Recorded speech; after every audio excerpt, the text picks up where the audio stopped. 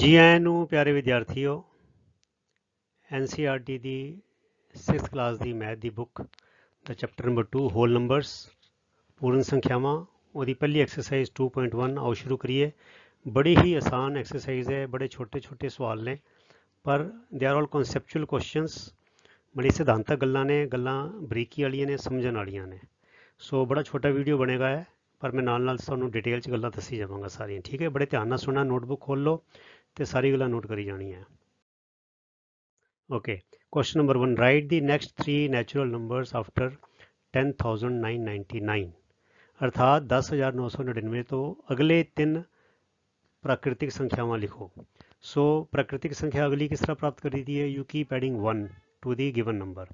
सो सामने नंबर दिता है, एच एक जोड़िया, सो 10,999 प्लस 1 वी गेट 11,000। फिर 11,000 च एक जोड़िया, वी गेट 11,001। फिर 11,000 च 1 जोड़िया, we get 11,002। So 11,000, 11,001 and 11,002 are the three natural numbers after 10,999. So simple. Okay, let us move to next question. Question number 2. Write the three whole numbers occurring just before 1001. Now ਇਹ ਜਿਹੜਾ question ਹੈ ਇਹ ਪਹਿਲੇ question ਦਾ ਬਿਲਕੁਲ ਉਲਟ ਹੈਗਾ। ਉਹ ਸੀਗਾ ਕਿ ਅਗਲੇ ਦੱਸੋ ਅਗਲੀ ਸੰਖਿਆਵਾਂ ਕਿਹੜੀਆਂ ਨੈਕਸਟ ਨੰਬਰਸ। ਇੱਥੇ ਹੈਗਾ ਕਿ ਪ੍ਰੀਵੀਅਸ ਨੰਬਰਸ, ਉਸ ਤੋਂ ਪਹਿਲੇ ਜਿਹੜੀਆਂ ਹੋ ਰਹੀਆਂ ਨੇ ਉਹ ਨੰਬਰ ਦੱਸੋ। ਸੋ ਇਹਦੇ ਵਿੱਚ ਕੀ ਕਰਾਂਗੇ, ਇਹ 'ਚ ਇੱਕ ਘਟਾਈ ਜਾਵਾਂਗੇ, ਹੈ ਨਾ। So three whole numbers occurring just before 1001 or 1001 minus 1 is equal to 10,001 minus 1 is equal to 10,000, 10,001 minus 1 is equal to 9,099, 9,999 ਤੇ 9,999 ਚੋਂ ਇੱਕ ਹੋਰ ਘਟਾਤਾ minus, so it becomes 9,998. so 10,000, 9,999, 9,998 are the three whole numbers occurring just before 10,001. Question number 3. Which is the smallest whole number?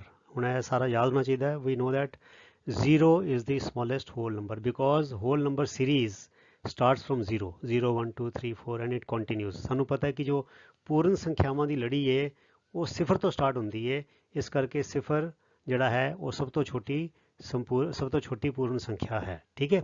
How many whole numbers are there between 32 and 53? ਅਰਥਾਤ 32 ਅਤੇ 53 ਵਿੱਚ ਕਿੰਨੀਆਂ ਪੂਰਨ ਸੰਖਿਆਵਾਂ ਹਨ? ਬੱਚੋ ਜਦੋਂ ਵੀ ਇੱਦਾਂ ਦਾ ਕੋਈ ਸਵਾਲ ਆਵੇ ਇਹ ਦੋਨੋਂ ਸੰਖਿਆਵਾਂ ਜੋ ਦਿੱਤੀਆਂ ਇਹਨਾਂ ਦਾ ਅੰਤਰ ਕੱਢ ਲਓ ਤੇ ਜੋ ਅੰਤਰ ਆਵੇ ਉਹ ਚੋਂ ਇੱਕ ਘਟਾ ਦਿਓ, ਉਹ ਜਵਾਬ ਹੋਏਗਾ ਤੁਹਾਡਾ, ਠੀਕ ਹੈ। ਸੋ whenever you R you face with this type of question where you have to find out the whole numbers or natural numbers between any two given numbers, just find out the difference of the two numbers and subtract 1 from it and that will be your answer. So whole numbers between 53 and 32 are 53 minus 32, ਇਹਨੂੰ bracket ਪਾ ਦਿਓ ਇਸ ਤਰ੍ਹਾਂ ਤੇ minus 1 ਇੱਕ ਘਟਾ ਦਿਓ। So now 53 minus 32 is how much? 53 ਚੋਂ 32 ਗਿਆ ਕਿੰਨਾ ਆ ਗਿਆ? 21 ਆ ਗਿਆ ਤੇ 21 ਚੋਂ ਇਹ ਇੱਕ ਘਟਾ ਲੈਣਾ ਹੋਰ 21 ਚੋਂ 1 ਗਿਆ 20. So it means there are 20 whole numbers between 53 and 32. ਅਰਥਾਤ 53 ਅਤੇ 32 ਦੇ ਵਿੱਚ 20 ਪੂਰਨ ਸੰਖਿਆਵਾਂ ਹਨ। Question number 5. Write the successor, ਜਿਹਨੂੰ ਕਹਿੰਦੇ ਆ ਪੰਜਾਬੀ 'ਚ ਅਗੇਤਰ, of 24,40,701. then we have 1,01,199. ਫਿਰ ਅਸੀਂ ਹੈਗੇ ਆ 10,99,999. ਫਿਰ ਹੈਗਾ 23,45,670. ਹੁਣ ਦੇਖੋ ਇਹਨਾਂ ਨੇ ਕੌਮਾ ਨਹੀਂ ਪਾਏ, ਇਹ ਤੁਸੀਂ ਆਪ ਪਾਣੇ ਨੇ, ਆਪ ਦੇਖਣੇ ਨੇ ਆਪਣੇ ਹਿਸਾਬ ਨਾਲ, ਠੀਕ ਹੈ। ਕਿਤਾਬ 'ਚ ਨਹੀਂ ਕੌਮੇ ਪਾਏ ਬਟ ਤੁਸੀਂ ਇਹ ਤੁਹਾਡਾ ਪ੍ਰੈਕਟਿਸ ਵੀ ਹੋ ਜਾਏਗੀ। ਸਕਸੈਸਰ ਕਿਵੇਂ ਮਿਲਦਾ ਬੱਚਿਓ? ਹਾਊ ਡੂ ਯੂ ਗੈਟ ਦੀ ਅਗੇਤਰ? ਅਗੇਤਰ ਕਿਵੇਂ ਮਿਲਦਾ ਹੈ? ਜਿਹੜੀ ਦਿੱਤੀ ਹੋਈ ਸੰਖਿਆ 'ਚ ਇੱਕ ਜੋੜ ਦਿਓ ਤੇ ਅਗੇਤਰ ਮਿਲ ਜਾਏਗਾ। So whenever you are required to find successor, just add 1 to the given number and you will get successor.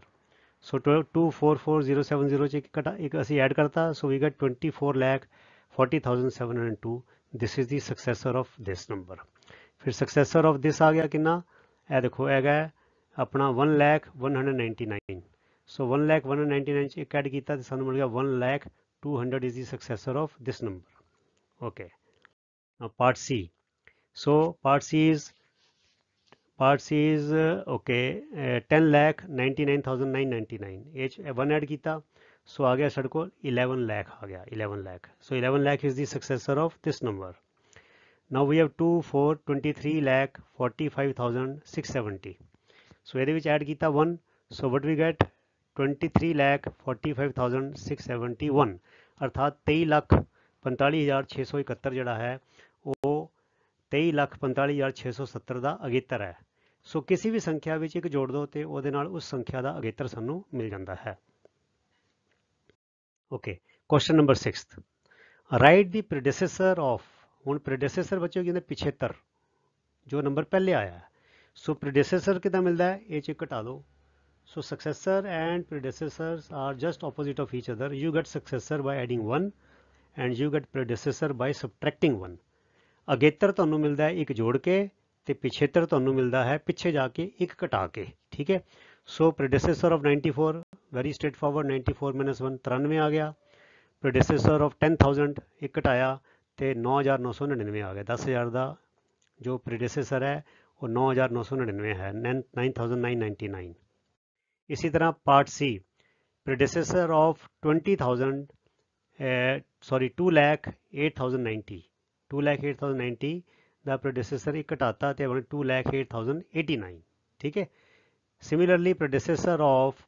76,54,321 76,54,321 चों एक घटाता तो आ गया 76,54,320 76,54,320 है इट इज़ दी प्रोडेसेसर अगेतर सॉरी पिछेतर ऑफ 76,54,321 बड़े सिंपल आसान सवाल ने बच्चों पर बड़े इंपॉर्टेंट ने तो पता होना चाहिए सक्सेसर की है तो प्रोडेसेसर की है अगेतर की है पिछेतर की है क्योंकि जो सवाल के है शब्द आ जाएगा तो जो तुम्हें इसका मतलब नहीं पता होगा तो फिर तुम सवाल का हल नहीं कर सकोगे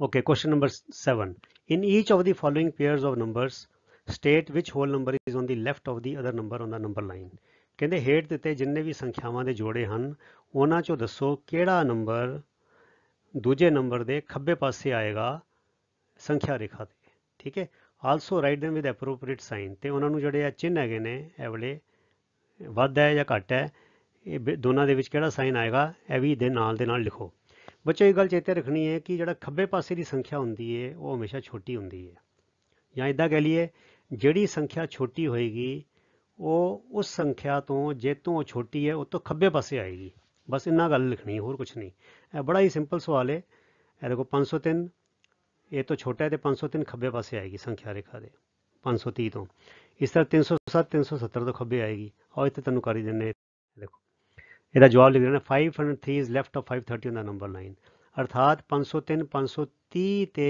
खब्बे पासे आएगी संख्या रेखा ते एंड 503 इज लेस दैन देखो लेस दैन आ गया मतलब कि देन 530 इसी तरह 307 is left of 370 on the number line अर्थात 307 जड़ा है वो संख्या रेखा ते 370 के मुकाबले वो खब्बे पासे आएगा और 307 जड़ा है वो 370 तो छोटा है ठीक है इसी तरह हम 5 6 7 8 9 तो है 9 8 7 6 देखो 9 वड्डा है पहला है किन्ने संख्या किन्ने अंकों की संख्या है how many digits are there 1 2 3 4 5 इत्थे किन्ने ने 1 2 3 4 5 सो जब 5 मतलब दोनों एको अंकों की संख्या है दो same digits are there so you look at the first digit देखो 9 है तो 5 है so it's clearly this number is bigger so it means this number 556,789 is left of 98,765 on the number line and this number is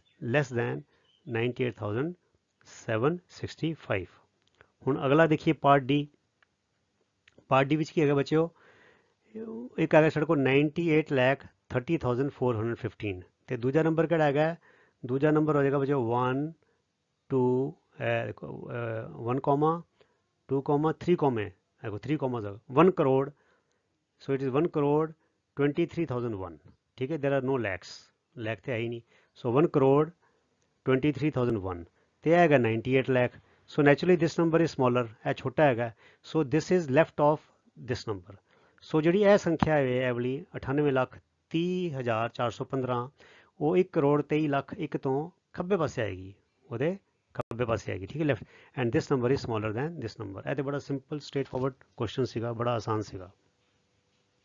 Okay, now question number 8. I think it is the last question. It is very important question. True and false statements are there. ਇਹਨੂੰ ਬੜੇ ਧਿਆਨ ਨਾਲ ਦੇਖਣਾ ਬੱਚਿਓ। ਕਹਿੰਦੇ which of the following statements are true and which are false? ਹੇਠ ਦਿੱਤੇ ਕਥਨਾਂ ਵਿੱਚੋਂ ਕਿਹੜੇ ਕਥਨ ਸਹੀ ਹਨ ਅਤੇ ਕਿਹੜੇ ਕਥਨ ਗਲਤ ਹਨ? ਜਿਹੜੇ ਸਹੀ ਹਨ ਉਹਦੇ ਮੋਰੇ T ਲਿਖੋ true, ਤੇ ਜਿਹੜੇ ਗਲਤ ਹਨ ਉਹਦੇ ਮੋਰੇ F ਲਿਖੋ false। 0 is the smallest natural number। ਗਲਤ, it is false। ਕਿਉਂ ਬੱਚਿਓ?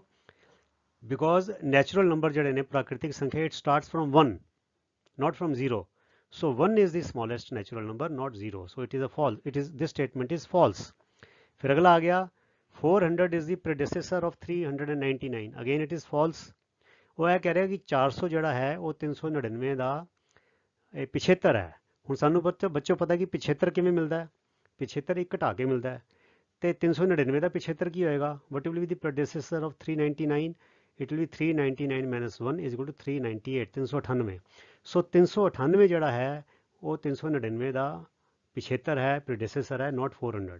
ਹਾਂ, 400 is the successor, ਅਗੇਤਰ ਹੈ, ਉਹ ਪਿਛੇਤਰ ਨਹੀਂ, ਅਗੇਤਰ ਹੈ। it's a successor of 399, because if you add 1 to 399 you get 400, so this statement is false, because 400 is the successor of 399, not the predecessor of 399। ठीक है, फिर आगे आ गया 0 is the smallest whole number। it is true, yes, because जो पूर्ण संख्यावां ਦੀ ਜੋ ਕੜੀ ਹੈ ਉਹ ਕਿੱਥੋਂ ਸ਼ੁਰੂ ਹੁੰਦੀ ਹੈ? ਉਹ ਸਿਫਰ ਤੋਂ ਸ਼ੁਰੂ ਹੁੰਦੀ, 0 ਤੋਂ। ਸੋ ਸਭ ਤੋਂ ਛੋਟੀ ਸੰਖਿਆ ਪੂਰਨ ਸੰਖਿਆਵਾਂ ਵਿੱਚ ਕਿਹੜੀ ਹੋ ਗਈ? ਉਹ ਸਿਫਰ ਹੋ ਗਈ। ਸੋ 0 is the smallest number, ਸਿਫਰ ਸਭ ਤੋਂ ਛੋਟੀ ਪੂਰਨ ਸੰਖਿਆ ਹੈ। ਇਹ ਕਥਨ ਸਹੀ ਹੈ, it is true। फिर अगला आ गया 600 is the successor of 599। this is also true, because how do you get a successor? ਸਾਨੂੰ ਅਗੇਤਰ ਕਿਵੇਂ ਮਿਲਦਾ ਹੈ? ਅਗੇਤਰ ਮਿਲਦਾ ਹੈ ਸੰਖਿਆ ਦੇ ਵਿੱਚ ਇੱਕ ਜੋੜ ਕੇ, ਤੇ ਜੇ 599 ਵਿੱਚ 599 ਵਿੱਚ ਇੱਕ ਜੋੜਾਂਗੇ we will get 600। so 600 is the successor of 599। 599 ਦਾ ਅਗੇਤਰ ਜਿਹੜਾ 600 ਹੈ। this statement is also true।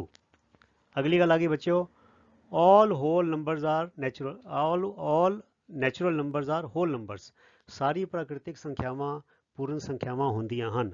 ਇਹ ਕਥਨ ਵੀ ਬਿਲਕੁਲ ਸਹੀ ਹੈ ਬੱਚਿਓ। ਅਸੀਂ ਜਾਣਦੇ ਹਾਂ ਕਿ ਜੋ ਪੂਰਨ ਸੰਖਿਆਵਾਂ ਨੇ ਉਹ 0 1 2 3 4 ਹੁੰਦੀਆਂ ਨੇ, ਤੇ ਨੈਚੁਰਲ ਜਿਹੜੇ ਨੰਬਰ ਕਿਹੜੇ ਹੁੰਦੇ ਨੇ ਉਹ 1 2 3 4 ਹੁੰਦੇ ਨੇ। ਅਰਥਾਤ natural numbers are part of whole number. It means all natural numbers are also whole numbers. So this statement is also true ਕਿ ਸਾਰੀ ਪ੍ਰਾਕ੍ਰਿਤਿਕ ਸੰਖਿਆਵਾਂ ਉਹ ਪੂਰਨ ਸੰਖਿਆਵਾਂ ਵੀ ਹੁੰਦੀਆਂ ਹਨ। आओ आगे चलिए। ਹੁਣ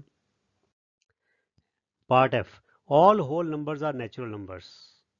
ਹੁਣ ਇਹ ਉਲਟਾ ਆ ਗਿਆ, ਕਹਿੰਦੇ ਬੱਚੇ ਦਿਸ ਇਜ਼ ਫਾਲਸ। ਕਿਉਂ ਬੱਚਿਓ? ਦੇਖੋ ਕਹਿੰਦੇ ਹੁਣ ਹੋਲ ਨੰਬਰ ਜਿਹੜੇ ਨੇ ਪੂਰਨ ਸੰਖਿਆਵਾਂ ਵਿੱਚ ਸਿਫਰ ਵੀ ਹੁੰਦਾ, ਪਰ ਨੈਚੁਰਲ ਨੰਬਰ ਵਿੱਚ ਸਿਫਰ ਨਹੀਂ ਹੁੰਦਾ। ਇਹਦਾ ਮਤਲਬ ਇਹ ਵੇ ਕਿ ਇਹ ਇੱਕ ਉਦਾਹਰਨ ਸਾਡੇ ਕੋਲ ਹੈ ਕਿ 0 is a whole number but 0 is not a natural number. ਅਰਥਾਤ ਸਿਫਰ ਇੱਕ ਪੂਰਨ ਸੰਖਿਆ ਤੇ ਹੈ, ਪਰ ਸਿਫਰ ਜਿਹੜੀ ਹੈ ਉਹ ਪ੍ਰਾਕ੍ਰਿਤਿਕ ਸੰਖਿਆ ਨਹੀਂ ਹੈ। that is why ਇਸ ਕਰਕੇ all whole numbers are not natural numbers। ਸਾਰੀ ਪੂਰਨ ਸੰਖਿਆਵਾਂ ਪ੍ਰਾਕ੍ਰਿਤਿਕ ਸੰਖਿਆਵਾਂ ਨਹੀਂ ਹਨ। ਇਸ ਕਰਕੇ ਇਹ ਵਾਲਾ ਕਥਨ ਕਿ ਸਾਰੀ ਪੂਰਨ ਸੰਖਿਆਵਾਂ ਪ੍ਰਾਕ੍ਰਿਤਿਕ ਸੰਖਿਆਵਾਂ ਹਨ, ਇਹ ਗਲਤ ਹੈ, it is false। ਠੀਕ ਹੈ, ਅੱਗੇ ਚਲੀਏ। the predecessor of a 2-digit number is never a single digit number। ਉਹ ਇਹ ਕਹਿੰਦੇ ਨੇ ਕਿ ਜਿਹੜੀ 2 ਅੰਕਾਂ ਵਾਲੀ ਸੰਖਿਆ ਹੈ ਉਹਦਾ ਜਿਹੜਾ ਪਿਛੇਤਰ ਹੈ ਉਹ ਕਦੀ ਵੀ 1 ਅੰਕ ਵਾਲੀ ਸੰਖਿਆ ਨਹੀਂ ਹੁੰਦਾ।